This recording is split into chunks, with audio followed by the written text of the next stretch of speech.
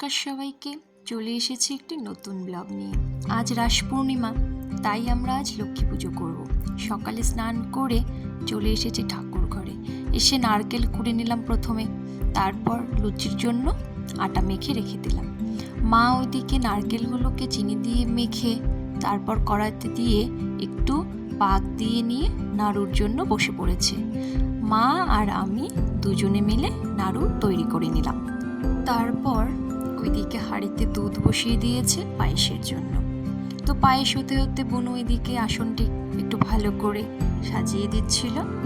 একদিকে পায়েস বসিয়েছে আর একদিকে লুচি ভাজবে বলে রেডি করছে। তো যাই হোক, এক এক করে লুচিগুলো ভাজা কমপ্লিট হয়ে গেল। এখন মা আর আমি দুজনে শাড়ি আলতা পরে রেডি হয়ে গেলাম। যাই হোক, মা এদিকে পুজোর জন্য সব কিছু গুছিয়ে নিচ্ছে টুকটুক করে। তো লক্ষ্মী পুজো এলেই না বনুর হাতে আলপনার দায়িত্ব পড়ে যায়।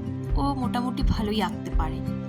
তো যাই হোক, সব কিছু করে মা বসে পড়েছে পুজো দেবে বলে। এক এক করে মা প্রসাদগুলো রেডি করে নিল। এদিকে ঘট বসিয়ে দিয়ে ঠাকুরকে একটু ফুল জল দিচ্ছিল। তারপরে মা ওদিকে প্রদীপ দিয়ে শাক বাজিয়ে ঠাকুরকে বরণ করে নিল। তো যাই হোক, মায়ের মতো করে আমিও একটু ঠাকুরকে ফুল জল দিয়ে নিলাম। দিয়ে আমরা আমাদের পুজো শেষ করলাম। আর তারপরে মা এদিকে পাঁচালি পড়ছিল, সাথে আমিও শুনছিলাম।